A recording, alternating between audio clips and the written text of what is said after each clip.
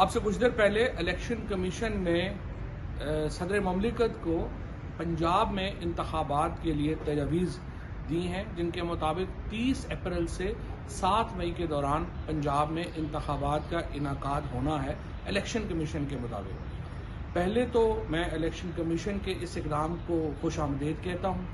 ہم یہ سمجھتے ہیں کہ الیکشن کمیشن نے سپریم کورٹ کے حکم کے اوپر عمل درآمد کی طرف صحیح قدم اٹھایا ہے۔